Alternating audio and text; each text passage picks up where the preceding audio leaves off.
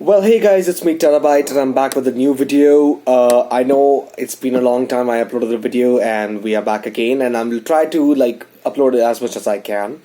So today we are gonna talk a little bit about bug bounties, and I'm gonna talk about a little write-up I found online, and it was a really great write-up.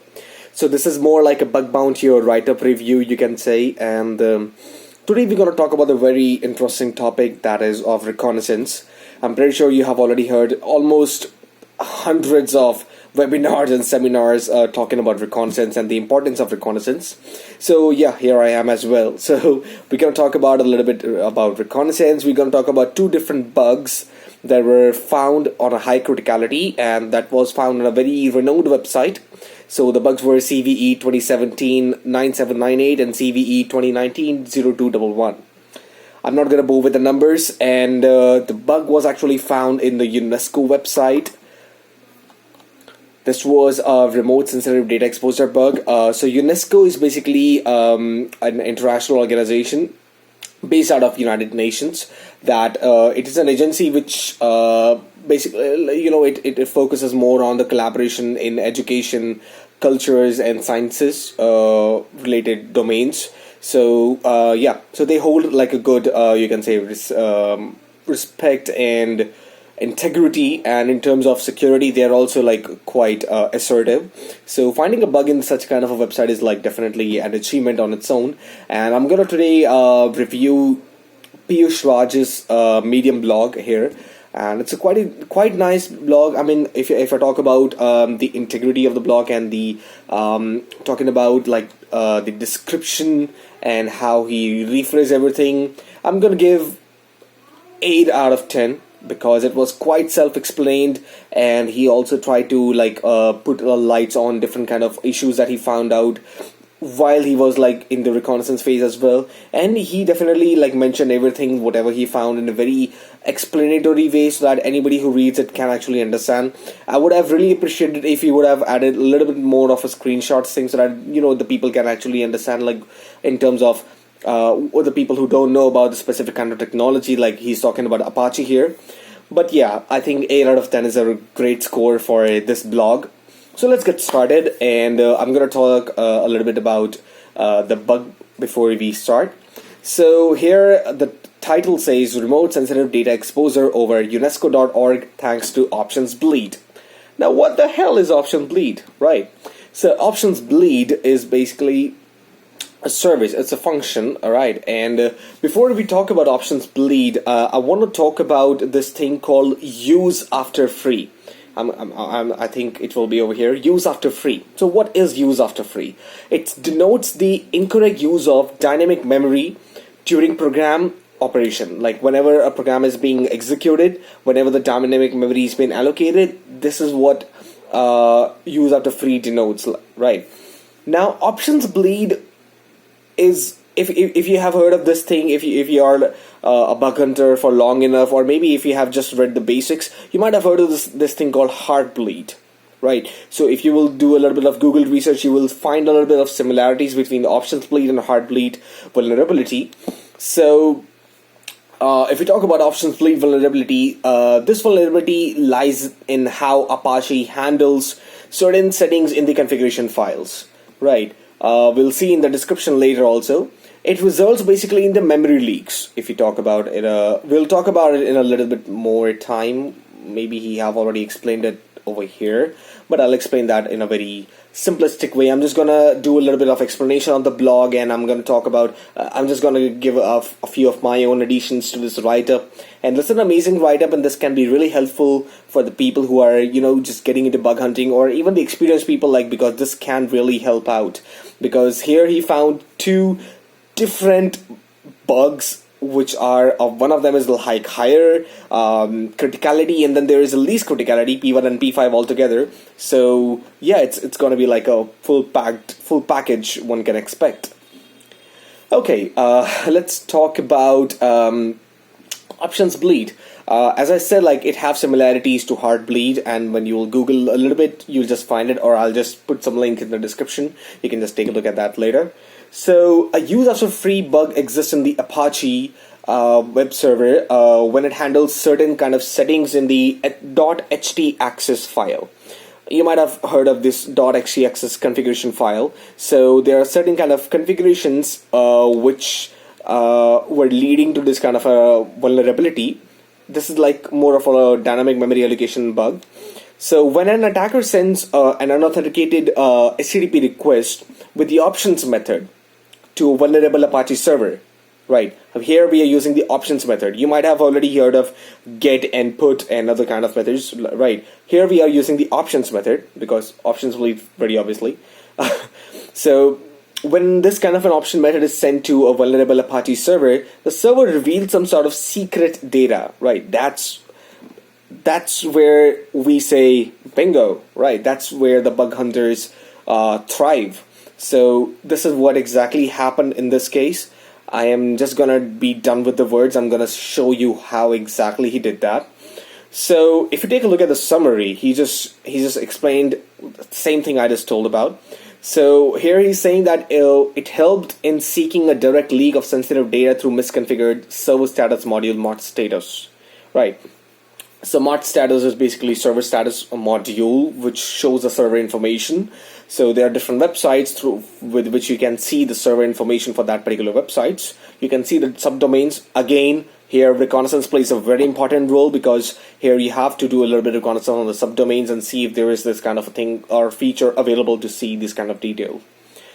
Now, when he was explaining about the reproducibility, like if it can be reproduced, that's a little bit problematic because if you're not determined enough, then that's a problem because here the bug doesn't seem to be predictable. You might see it once or twice, but in the later attempts it might not show, and it might show some random time, right? So that's what is explained here. It only seemed to appear on busy servers. So that's the problem. That's the only problem that he might have faced, I guess. And I'm glad that he kept trying, you know. So this is one thing I want to highlight here, that it's not just that you will see a specific kind of bug or vulnerability in the first try or the second try or the third try. You might have to try again and again and try to just look into the patterns. The more number of attempts, the more number of probability of finding a bug. So that might also go proportionally to it. So yeah, it appeared after multiple requests. So that's the reproducibility probability, you can say. Some big words here. All right. So what's the impact? Why should we be concerned about options bleed? What the heck am I doing this? So anyone can set a worker and can extract and enumerate all the sensitive files. You can actually extract the path for those sensitive files with this kind of vulnerability. So that is definitely a vulnerability. That's a problem. That's an issue, of course. The file exposed can be accessed directly. Damn, that's a tongue twister. Exposed can be accessed. It looks like a rap. Anyways, so that's the impact. Now you already understand like how important this kind of bug can be. Now here for the proof of concept, this is one thing that we all look for when it comes to bug hunting. And to understand bug hunting concepts as well, we look for POC, like we call it in short. So here is the example for that curl command he used. So I'm going to just break it down a little bit. So curl command he used to fetch the options data. So here he used a silent mode, of course, not to just create any flags. And this is the redacted URL for that particular subdomain he was trying to find. So here he said like he was testing probably en.unesco.org. And he found this directory, server status. Now, there can be possibilities that this directory is not there, but there is a subdomain. You know, there can be different probabilities because some developers create a subdomain like serverstatus.unesco.org. There might be some animations, don't mind me doing this. Right, so, yeah. So here we can see that there are some file path for some probably critical files that should not be exposed that are shown. They were fetched. The attacker was able to fetch with the help of curl command. So here are these two images. I'm just going to show these images over here. I have already opened that in different tabs.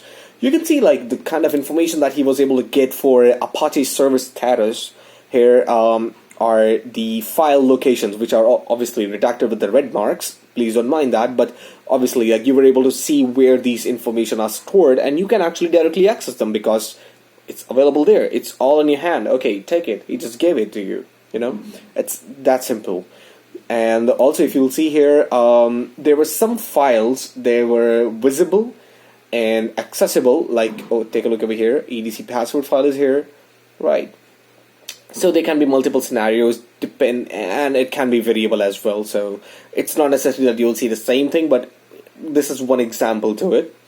Now, as it says here, full sensitive path disclosure, that's what hits a bug bounty. That's a bounty, of course. You're already having that sound, ka-ching. So yeah, you can have a look at the offline mirror, which I can look at the time of testing. I also enumerated the web server's config. Hey, why not? Let's just take a look at this web server's config file here. He uploaded it. Okay, we'll take a look. No problem. Okay, I got this in my another desktop here. Okay, here it is. So this is the file that he downloaded basically from that particular server. So you can see like he was actually able to access these server files, and this can lead to disclosure of much important information.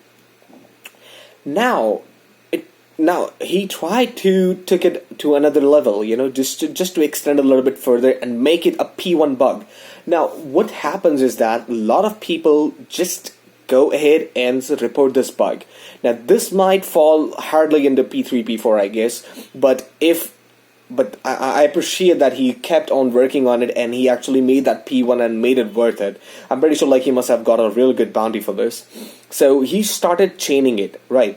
The leaked address leaked exact version of the OS, and the critical fingerprint data.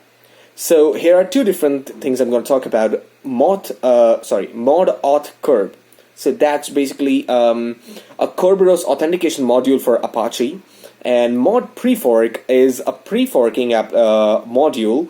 So this preforking module is used as a multi-processing module, which helps you create, which helps you implement a preforking web server, which is like completely non-threaded. So I mean, if you are aware of the Apache web application configuration, I think you can relate to these terms. But if you're not, simply Google is your best friend. Just go ahead and Google these two terms.